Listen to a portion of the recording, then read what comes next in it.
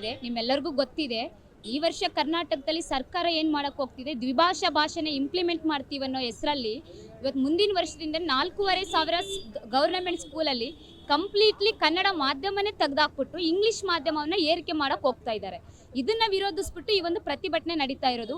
ನೀವೆಲ್ಲ ಅಬ್ಸರ್ವ್ ಮಾಡಿದ್ದೀರಾ ಸರ್, ಇವತ್ತು SSLC ಮಕ್ಕಳು ಪರೀಕ್ಷೆ ನಡೆಯೋ ಸಂದರ್ಭದಲ್ಲಿ ಸರ್ಕಾರ ಯಾರೇ ಒಬ್ಬರದ ಅಭಿಪ್ರಾಯನ ತೆಗೆದುಕೊಳ್ಳದೆ ಇವತ್ತು ಅನ್ಡೆಮೋಕ್ರೆಟಿಕ್ ಆಗಿ ಪಾಲಿಸಿನ ಇಂಪ್ಲಿಮೆಂಟ್ ಮಾಡಕ್ಕೆ ಹೋಗ್ತಾ ಇದ್ದಾರೆ. ನಾವು ಹಿಂದಿಗೆ ಗ್ರೇಡ್ ಕೊಡ್ತೀವಿ ಅಂತ ಅನೌನ್ಸ್ ಮಾಡಿದ್ರು. ಅಲ್ಲಿ ಎಲ್ಲ ಮಕ್ಕಳು ಸಹ ಹಿಂದಿ ಗ್ರೇಡ್ ಕೊಡ್ತಾರೆ ಅಂತ ನಂಬಿಟ್ಟು ಎಕ್ಸಾಮ್ ಬರೆದ್ರು. ಇವನ್ ನಿನ್ನೆ ನೋಡಿದೀರಾ ನೀವು, ನಾವು ಹೈಕೋರ್ಟ್ ಆದೇಶದಂತೆ ನಾವು ಗ್ರೇಡ್ ಕೊಡಲ್ಲ ಮತ್ತೆ ಮಾರ್ಕ್ಸ್ನ ಕೊಡ್ತೀವಿ ಅಂತ ಹೇಳ್ತಾ ಇದ್ದಾರೆ.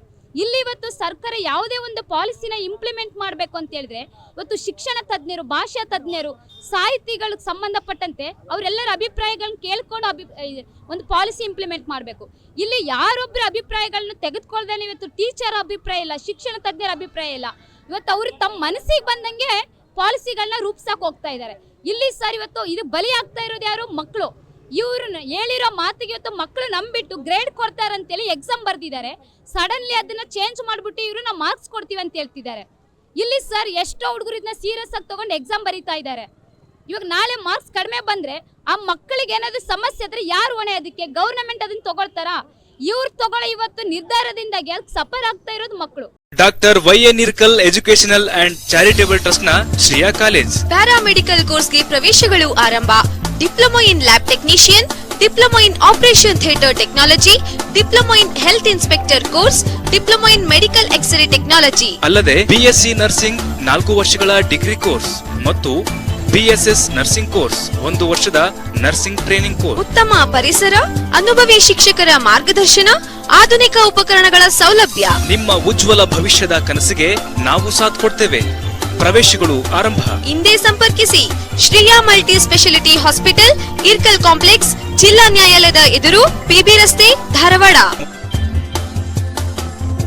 ಇದು ಒಂದಾದ್ರೆ ಸರ್, ಇವಾಗೇನು ಕಂಪ್ಲೀಟ್ಲಿ ಸರ್ಕಾರಿ ಶಾಲೆಗಳಲ್ಲಿ ಹಲವಾರು ಶಾಲೆಗಳಲ್ಲಿ 4,500 ಶಾಲೆಗಳಲ್ಲಿ ನೆಕ್ಸ್ಟ್ ಅಕಾಡೆಮಿಕ್ ಇಯರ್ ಇಂದ ಕನ್ನಡ ಮಾಧ್ಯಮವನ್ನೇ ಸಂಪೂರ್ಣವಾಗಿ ನಾಶ ಮಾಡಕ್ ಹೋಗ್ತಾ ಇದೆ. ಇಲ್ಲಿ ಇವತ್ತು ನಾವೆಲ್ಲ ಅಬ್ಸರ್ವ್ ಮಾಡಬೇಕು ಸರ್. ಇದೇ ಸರ್ಕಾರ ಏನ್ ಹೇಳುತ್ತೆ, ನಾವು ದ್ವಿಭಾಷಾ ಪದ್ಧತಿಯ ಪರವಾಗಿದ್ದೀವಿ. ಇವತ್ತು ಇತ್ತೀಚೆಗೆ ನೀವೆಲ್ಲ ಅಬ್ಸರ್ವ್ ಮಾಡಿದೀರಾ, ಬೆಳಗಾಮಲ್ಲಿ ಚಳಿಗಾಲ ಅಧಿವೇಶನ ನಡೀತಾ ಇರೋ ಸಂದರ್ಭದಲ್ಲಿ ಶಿಕ್ಷಣ ಮಂತ್ರಿಗಳು ಒಂದು ಮಾತು ಹೇಳಿದ್ರು, ನಮ್ಮ ರಕ್ತದಲ್ಲಿ ಇವತ್ತು ಕನ್ನಡ ಹರಿತಾ ಇದೆ ಅಂತೇಳಿ. ನಿಜವಾಗ್ಲೂ ಅವ್ರ ಮೈಯಲ್ಲಿ ಇವತ್ತು ಕನ್ನಡ ರಕ್ತ ಹರಿತಾ ಇರೋದಾಗಿದ್ರೆ ಇವ್ರು ಯಾಕೆ ಸರ್ ಕನ್ನಡ ಭಾಷೆನೇ ತೆಗ್ದಾಕಕ್ಕೆ ಹೋಗ್ತಾ ಇದ್ದಾರೆ, ಕನ್ನಡ ಮಾಧ್ಯಮನೇ ತೆಗ್ದಾಕ ಹೋಗ್ತಿದ್ದಾರೆ? ಇದನ್ನ ನಾವು ವಿರೋಧಿಸ್ತಾ ಇದ್ದೀವಿ. ಇಲ್ಲಿ ಇವತ್ತು ಪ್ರೂವ್ ಆಗಿರೋದು ಸರ್, ಹಲವಾರು ಜನ ಭಾಷಾ ತಜ್ಞರಾಗಿರ್ಬೋದು, ಶಿಕ್ಷಣ ತಜ್ಞರಾಗಿರ್ಬೋದು, ಇವರ ಅಭಿಪ್ರಾಯ ಇರೋದೇನೆ ಇವತ್ತು ಮಕ್ಕಳು ಪ್ರಾಥಮಿಕ ಶಿಕ್ಷಣವನ್ನ ಮಾತೃಭಾಷೆನಲ್ಲಿ ಕಲಿಬೇಕು. ಆ ಮಗು ಇವತ್ತು ಯಾವುದೇ ಒಂದು ವಿಷಯದ ಬಗ್ಗೆ ಸಂಪೂರ್ಣವಾಗಿ ತಿಳುವಳಿಕೆ ಬರಬೇಕು, ಅದನ್ನ ಸರಿಯಾಗಿ ಗ್ರಹಿಸಬೇಕು ಅಂತ ಹೇಳಿದ್ರೆ ಮಾತೃಭಾಷೆಯಿಂದ ಮಾತ್ರ ಸಾಧ್ಯ ಅದು. ಇಲ್ಲಿ ಸರ್ಕಾರ ಅದನ್ನ ಕನ್ನಡ ಭಾಷೆನೇ ಕೊಲೆ ಮಾಡಕ್ ಹೋಗ್ತಾ ಇದ್ದಾರೆ. ನಿಜ ಹೇಳ್ಬೇಕು ಅಂತ ಹೇಳಿದ್ರೆ ಅದನ್ನ ತೆಗ್ದಾಕ್ಬಿಟ್ಟು ಇವತ್ತು ಇಂಗ್ಲಿಷ್ ಮಾಧ್ಯಮವನ್ನ ಏನು ಏರಿಕೆ ಮಾಡ್ತಾ ಇದ್ದಾರೆ, ಇದನ್ನ ನಾವು ARDS ಅತ್ಯುಗ್ರವಾಗಿ ಖಂಡನೆ ಮಾಡ್ತಾ ಇದೀವಿ. ಸರ್ಕಾರ ಇದನ್ನ ಇಮ್ಮಿಡಿಯೇಟ್ಲಿ ವಾಪಸ್ ತಗೋಬೇಕು. ಯಥಾ ರೀತಿ ಇವಾಗ ಏನು ಕನ್ನಡ ಮಾಧ್ಯಮ ಶಾಲೆಗಳು ನಡೀತಾ ಇದೆ ಅದು ನಡೆಸೋ ತರ ಆಗ್ಬೇಕು ಅಂತ ನಾವು ಈ ಪ್ರತಿಭಟನೆ ಮೂಲಕ ಆಗ್ರಹ ಮಾಡ್ತಾ ಇದೀವಿ. ಶಶಿಕಲಾ ಮೇಟಿ ಸರ್, ಜಿಲ್ಲಾ ಕಾರ್ಯದರ್ಶಿ ARDS ಧಾರವಾಡ.